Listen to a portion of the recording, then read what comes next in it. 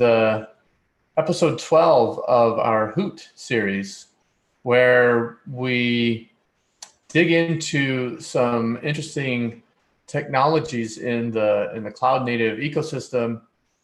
We started with looking at service mesh, sort of an introduction to some different service mesh implementations. And then we actually did a wrap up of the various different service meshes that exist and kind of compared and contrast and gave you pointers for how to evaluate them and so forth. So go back and check some of those previous episodes. We then got into the topic of API gateways and how they fit within a microservices architecture. And actually, if we come here, oh, that's me. If we come here, we can actually take a look at the playlist and look at some of the topics that we covered.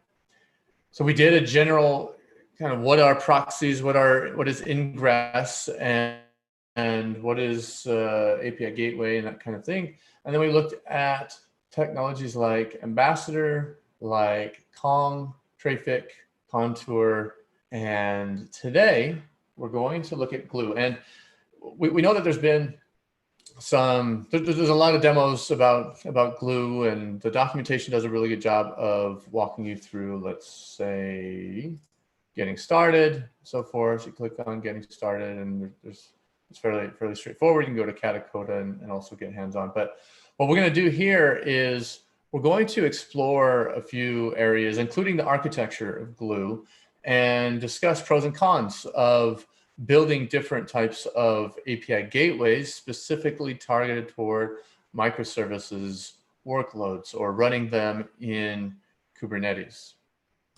So if we come back here,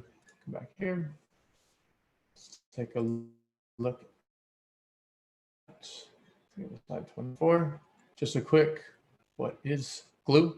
Gloo is an open source project, so you can go to GitHub and download it and start using it. Gloo is a API gateway or an edge proxy or access proxy that deploys natively into Kubernetes. So no additional databases, setting up expensive Cassandra farms and all of this other stuff. It integrates directly with Kubernetes and uses the Kubernetes custom resource definition extension points. So you write all of your in YAML and config that looks like Kubernetes config.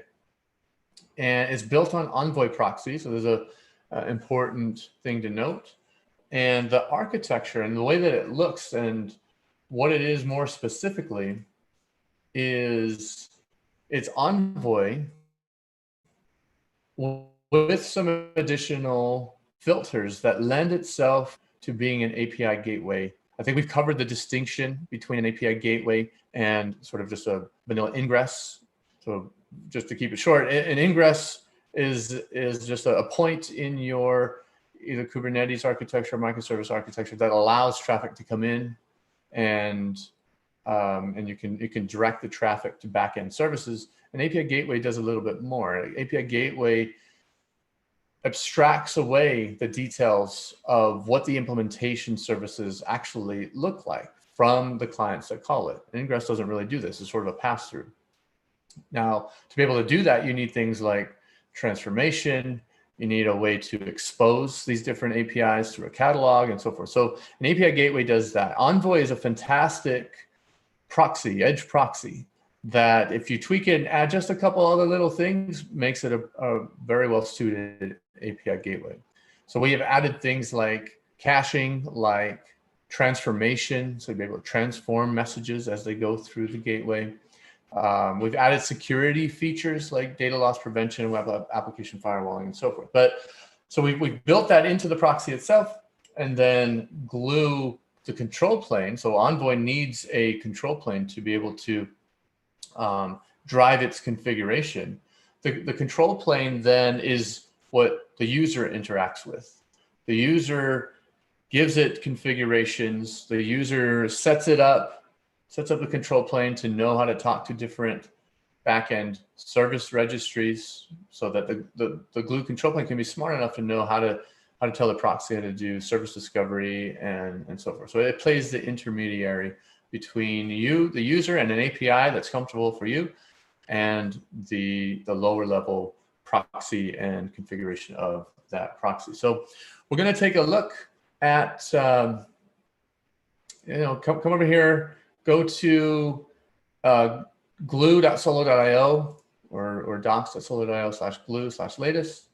You can see all the different versions, previous versions of Gloo. And now this is open source that we're looking at. At Solo, we do sell the enterprise version too, and that includes some more of the security components. But just getting started with open source is fairly simple. This will install the Gloo CTL binary. Now, the Gloo CTL binary is sort of a convenience tool for installing it, managing, debugging it. So it is very useful if you opt to use it. You might be of the mind that I already have a bunch of CLIs. I don't need extra CLIs. That's fine. You can still use the YAML files directly and kubectl directly. So let's take a look here. If we come over here, you should be able to see my screen. What we're going to do is we have, if we look at the namespaces on this cluster, we have a fairly clean cluster. We don't have anything running in default. Now, what we're going to do here is we're going to Gloo Cuddle is our CLI. So we are going to use the CLI here. We're going to do install. Now, install gives you a couple different options. You can install Gloo as a gateway, edge gateway, which is sort of the default and most preferred installation method. This gives you all of the functionality of Envoy available. You can install as an Ingress, which scopes the functionality of the API down to the Kubernetes Ingress resource, which if you're already familiar with, then you can use Gloo as an Ingress resource or as an Ingress controller. If you find that the Ingress resource is too limiting, like a lot of people do, then I would suggest just use the gateway. And then lastly, you can install it with you can install Knative actually with Gloo as the edge gateway swapped in for Istio. So you don't need Istio to run all of the Knative serving components as an example. So let's do Gloo install. We're going to do the gateway. So we're going to install the gateway here. We'll cross our fingers. This is a live demo over the internet using GKE as our backend cluster here. And what this is going to do is install the proxy, the Envoy proxy, as well as the components needed to run the control plane. So if we come back to here, we see that everything was installed nicely and neatly. And if we do get our namespace, we see everything was put into the Gloo namespace. If we do in the Gloo system namespace here, we see that we have our some of these components. Let's switch over to using K9s. K9 is one of my favorite tools here. Lets us look into the cluster a little bit easier. And so a couple things that we see. First, we have our gateway proxy. This is Envoy. If we actually shell into that particular pod and look at what's running, we see indeed Envoy is running. And Envoy has a bootstrap config that basically points it to the control plane. It says, hey, go look at this control plane here. So that's all good. The second thing we have is a couple different components that make up the control plane. So if we come over here and take a look at a different diagram, we should see that the architecture here is we need a XDS server. So this is a config API that Envoy uses. We need a XDS server that sends configuration to Envoy and configures it. That's what this Gloo component is here. But then we also have some other components that kind of cooperate with Gloo. So Gloo serves the final Envoy config, but we also do things like discovery. So we can go out and do proactive service discovery. We can find services that live in our environment, services that might be running on Kubernetes or Consul or EC2 or Lambda or whatever. So the discovery component takes care of that.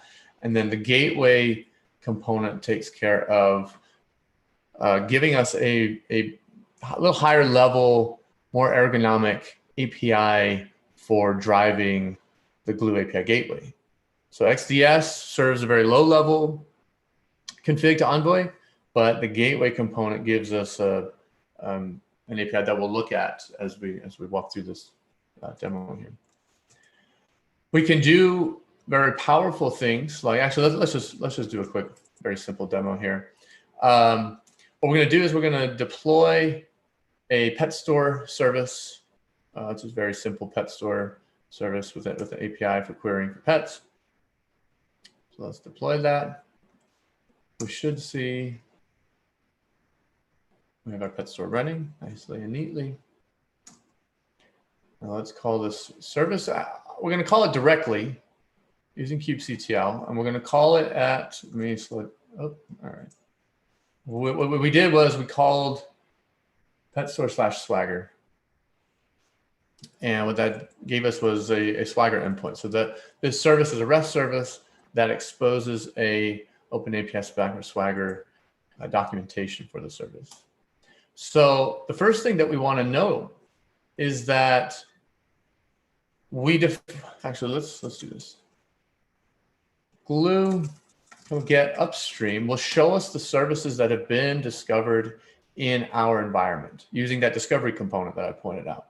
By default, we're running in Kubernetes, so we're going to use Kubernetes as a discovery backend, but you can also point it to console, like I said, to Lambdas and EC2, and it's pluggable. So if you don't have an existing plugin for the discovery service, you can write your own and discover from your own custom catalogs and so forth. So we found these different upstreams, these services that we can route to that we discovered automatically. But one thing to point out is that Gloo does more than just discover the host and port endpoints. It also digs a little deeper and says, this is a REST service. This is interesting because now if we can understand the shape of the body and the request response that come into this REST service, we can do some powerful things for you. We can do some automatic transformations if you want to change the shape of the API that you expose on the edge of the gateway, which is what an API gateway should be able to do. So we can do this automatic deeper introspection for REST services, for gRPC services, and so forth. If we look at the YAML itself, like I said, everything in Gloo uses CRDs in Kubernetes and can be defined in YAMLs itself, which means you can put it into your Git-based workflows, GitOps, and so forth. But we can see things like if we add a pet, then we can do some automatic transformations. We can take things like maybe from the headers and put them into a body that looks like what the backend service is expecting. We can do that same thing for gets. That's all good and well. Now let's do a basic, how do we route to this pet store service demo of that. So we have the upstream that automatically discover, automatically solve the Swagger endpoints. That's all good. We had that happen. Now what we want to do is add a route. To do that, we create a virtual service and specify. So this is the API that I'm talking about. So if we do get virtual service -a, oh, I know it's in Gloo system. We can see that the pet store virtual service, which is backed by CR, is here. And if we look at the YAML, we can see that it is so far fairly simple. We've just displayed or just defined the host domains that we should watch out for and match on to be able to route to this service. And now let's add a route to this service as well. And we're doing this by using the gloo-ctl command add route. But what we're saying is match on find pet and then route to find pet by ID, which is the Swagger function name. Right, so if we call our service find pet, we see that it's returning all of the different pets that the pet store knows about. But we're routing to find pet by ID. So what if we want to change how we expose this API on the gateway? from how it's actually implemented in the backend.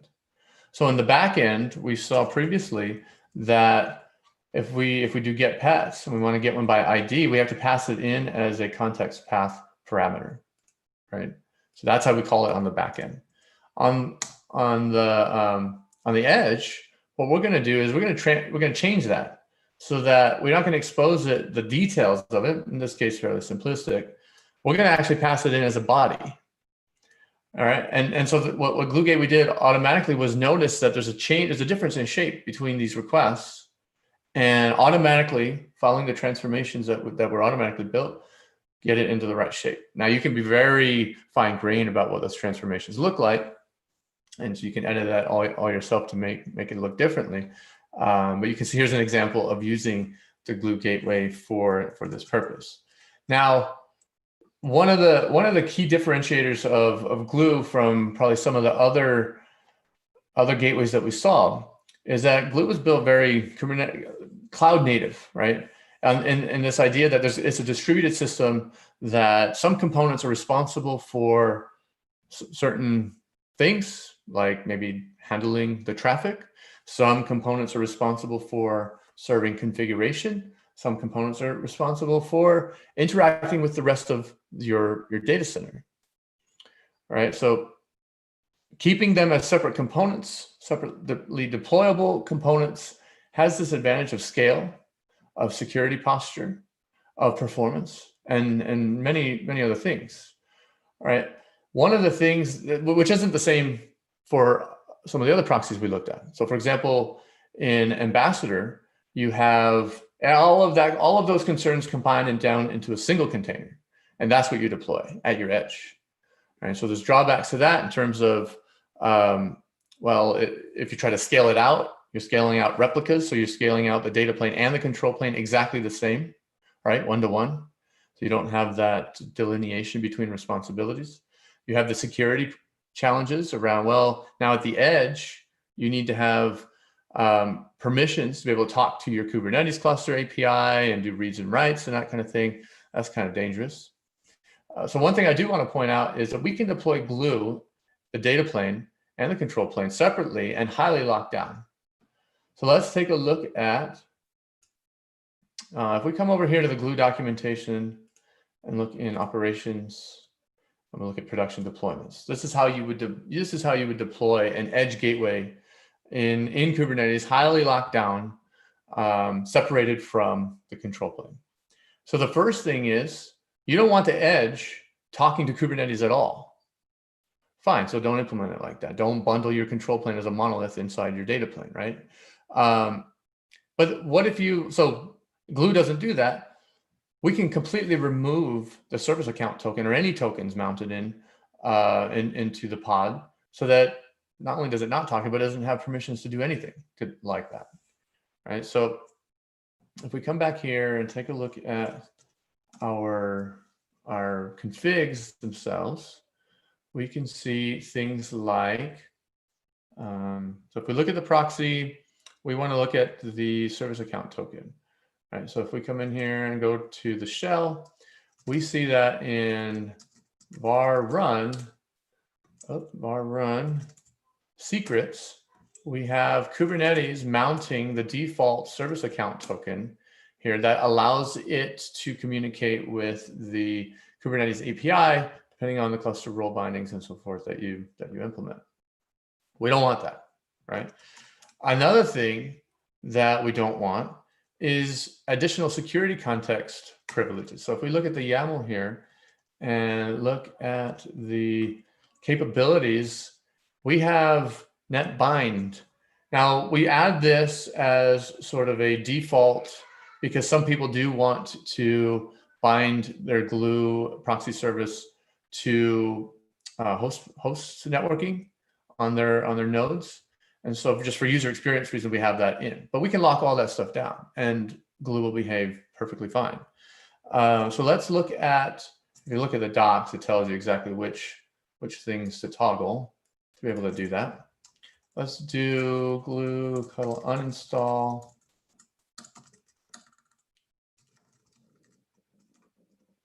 uninstall Gloo, and then we'll reinstall it, and we'll take a look. Another thing, so these are issues that affect things like Ambassador, like I said, and Kong and others that run in Kubernetes that are co-located everything into a single deployment, single pod.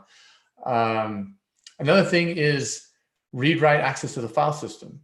Right. So at the edge, if your proxy gets compromised, you don't want it to have anything or be able to move anywhere. So let's take a look. Let's do, is it here? No.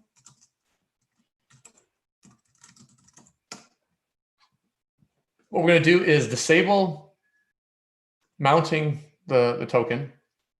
We're also going to disable netbind. We don't need those things in a secure lockdown deployment of Gloo. So we'll do install gateway values, this values file that I have here. So let's install it, and then we'll take a quick look at the details of it once it comes back up.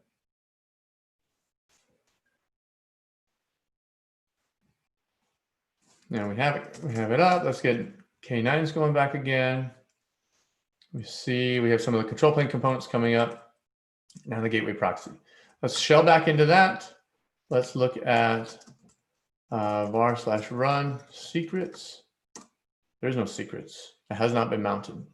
Not only do we not have cluster role bindings to be able to talk to the Kubernetes API, we don't even deploy or mount the default secrets. When it comes to, let's look at the YAML, the security context, we don't have any extra netbind or anything like that. If we come in here and we try to write to the file system, let's see, let's just write foo.text. This is a read-only file system. There's no reading and writing to the file system. Everything is completely locked down. And the control plane, in this case, is separately deployed from the data plane. We can scale it separately. We can add different security. We can even move it to a totally different namespace if we want. And the last point I was going to make is that Gloo does have, let's go back to this thing. We do have an enterprise version that has things like web application firewalling and OIDC support or OAuth support, integration with open policy agent, so you can be very fine-grained about the policy decisions that you make at the edge of your application, which is very important. It follows the same model that the Google paper on BeyondCorp describes in their zero trust networking, where they have the access proxy at the edge doing a lot of these very fine-grained policy authorization checks. Integrating with open policy agent is a great way to implement that. And the last thing that's not listed here is Gloo Enterprise also has the developer portal. We got a couple minutes here. Let's take a look at that, and we can take a look at, let's see. Let me see if I'm going to be able to do this correctly. Let's just do the Gloo dashboard.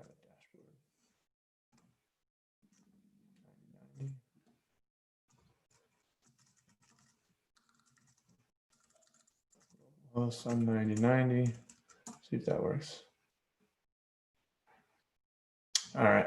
So the first thing we see is that our the overview and the dashboard that we have here shows that that Envoy is not in a healthy running state, and that is fine because we don't have any virtual services. So basically, if we don't define virtual services, another security-minded way of thinking, right, is if you don't have any rules defined for routing in your API gateway, then don't even open up any ports and alert that, hey, we're not in a good state, but this is something you should look at for a reason. We don't want to just open up arbitrary ports and have them vulnerable without having any routing rules there. So let's do we have? Yeah, let's just do this. Let's do Let's get the pet store. I don't think the pet store is on this cluster. We'll deploy the pet store. We'll deploy a simple virtual service so that Envoy here and Gloo becomes a little bit healthier. Just we don't see those, but now we can see our upstreams that we've discovered. Remember I showed you that for pet store, we should see the different functions that have been discovered automatically. We saw this in the YAML before. We can also do that for gRPC, right? So this is a gRPC service. Using gRPC reflection, we can discover those services. But we also have a dev portal. If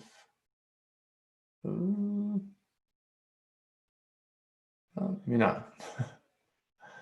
That is the trouble with live demos. So I have a lot of these recorded, and actually we just announced the developer portal for Istio. That's kind of built on the similar dev portal that we had for Gloo, running for Istio. So I know we took a look at a few different areas of Gloo.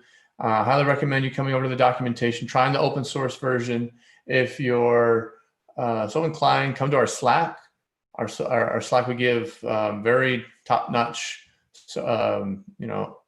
interactions, and we're answering questions constantly and helping folks get through areas that might be a little challenging.